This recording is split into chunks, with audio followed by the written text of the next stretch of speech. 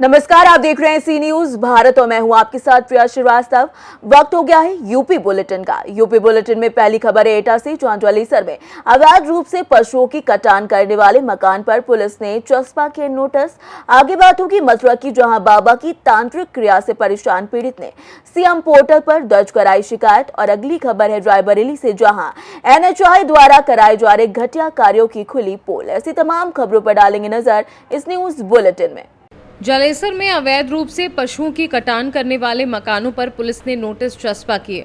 जलेसर के तेज तर्रार थाना प्रभारी डॉक्टर सुधीर कुमार राघव ने गुरुवार शाम को जानकारी देते हुए बताया कि सूचना मिली है कि 11 लोगों के यहां अवैध रूप से पशुओं का कटान किया जा रहा है।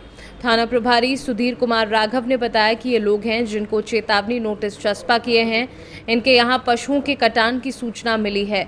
अजीदुद्दीन उर्फ बंटू, शाहिद, चांद बाबू, जावेद, इकबाल, सोहेल, जहारा, बिलाल, वासिफ, मुइन, अमरुद्दीन 3 दिन में ये लोग थाना जलेसर पर उपस्थित होकर अपना पक्ष रखें, अन्यथा की स्थिति में ये माना जाएगा कि वह अपना पक्ष रखना नहीं चाहते।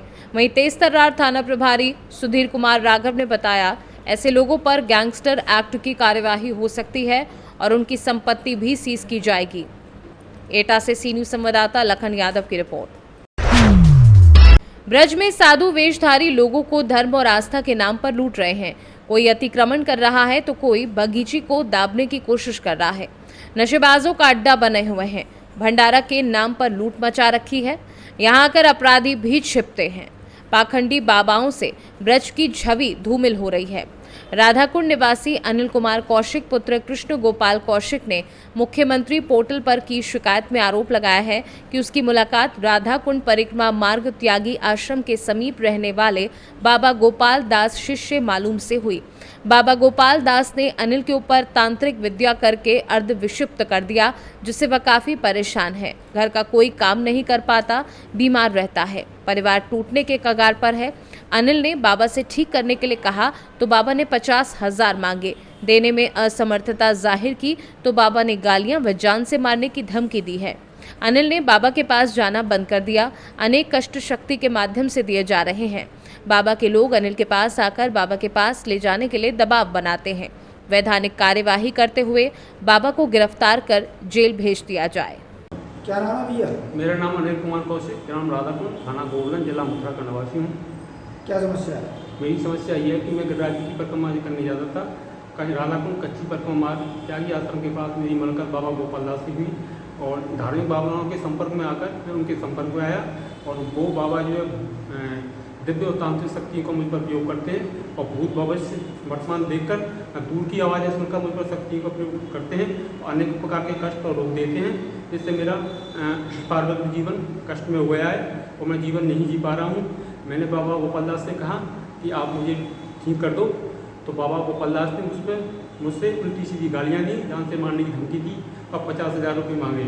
बाबा गोपाल दास और बाबाओं को भेजकर मुझे धमकी दिवाता है, गाली गलौज देता है और कहता है बाबा गोपाल दास के पास जाओ।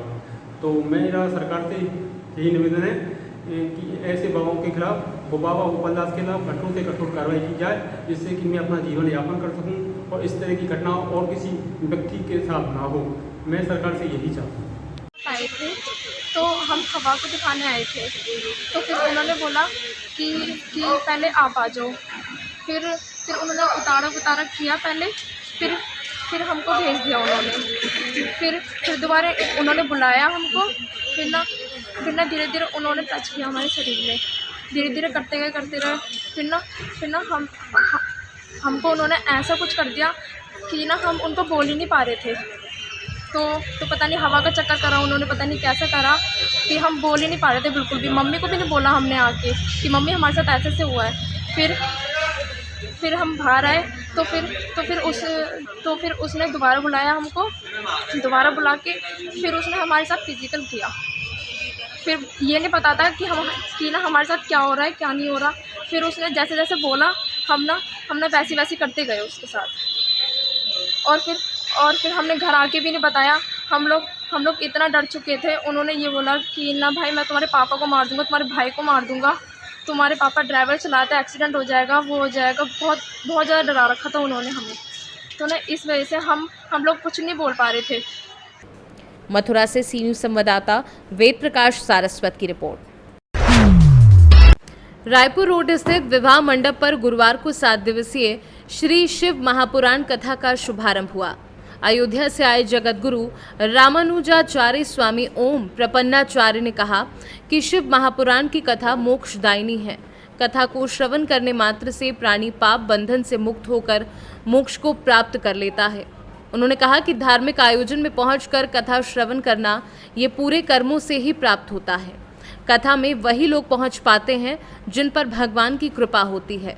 इसके पहले नगर पंचायत अध्यक्ष अशोक कुमार जायसवाल ने आए कथा व्यास महाराज को माला पहनाकर उनका स्वागत किया। साथ ही आए हुए सभी शिव भक्तों का आभार जताया। संचालन पुरोहित श्याम शंकर दुबे ने किया।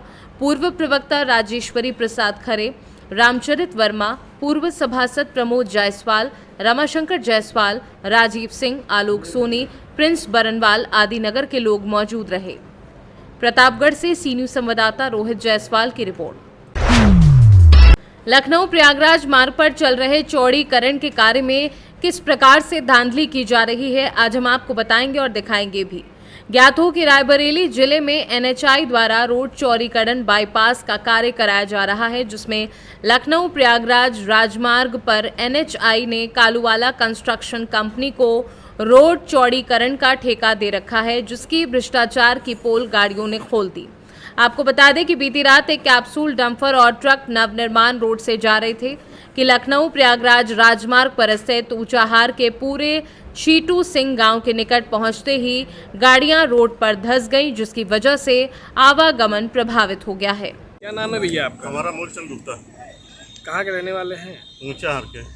यहाँ पे क्या बात है, आप लोग यहाँ पे हमारी गाड़ियाँ जो है इलाहाबाद प्रयागराज से आ रहे थे, जो कि छोटू सिंह के पूर्वक पास नई रोड का निर्माण हो रहा था। उसी समय बीचों बीच रोड पे गाड़ी धंस गई है। उसके साथ उपरांत दूसरी गाड़ी भी आके साइड में रुक गई है, जिससे आवागमन ठप हो गया है और रोड की गुणवत्ता देखते हुए जो है रोड अच्छी नहीं बन रही है। कौन सी कंपनी काम करवा रही है? बलुआ कालू कंस्ट्रक्शन के नाम से रोड का निर्माण हो रहा है। तो यहाँ पे जैसा कि इस रोड पे टोल प्लाजा भी बना हुआ है, टोल प्लाजा से 10:33 में मैंने 5-6 बार कंप्लेंट किया, कोई रिस्पांस नहीं मिल रहा था। उसके बाद हमने हाइड्रा और JCB बुलवाया है, उनकी मदद से मैं गाड़ी निगरानी का कार्य कर रहा हूँ। आपने अपना खुद का बुलवाया? आपको NHI की तरफ से कोई सपोर्ट नहीं मिला? उसकी तरफ से कोई सपोर्ट नहीं मिला हुआ। मैं 6 बजे फ़ोन लगाया, अभी 9 बज रहा हुआ। कोई हताहत नहीं, कोई हताहत नहीं हुआ, सब लोग सुरक्षित हैं। रायबरेली से सी न्यूज संवाददाता आशीष मौर्य की रिपोर्ट। खबर उन्नाव से है, जहां इमारतों कमर्शियल बिल्डिंग में प्रशासन ने की छापेमारी। संवेदनशील इमारतों कमर्शियल बिल्डिंग का किया गया निरीक्षण। बता दें कि तहसील, पुलिस, अग्निशमन विभाग के अधिकारियों ने निरीक्षण किया।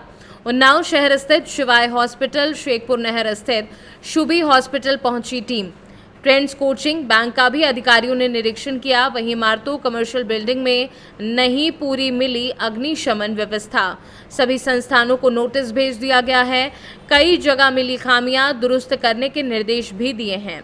बता दें कि जिलाधिकारी गौरांग राठी के निर्देश के बाद ये छापेमारी की गई है। डीएम ने इमारतों में छापेमारी के लिए गठित की है 2 स्तरीय टीम। उन्नाव से सी न्यूज संवाददाता अजय कुमार की रिपोर्ट। फिलहाल इस न्यूज बुलेटिन में इतना ही। देश दुनिया की बाकी खबरों के साथ जुड़े रहने के लिए आप देखते रहिए सी न्यूज भारत।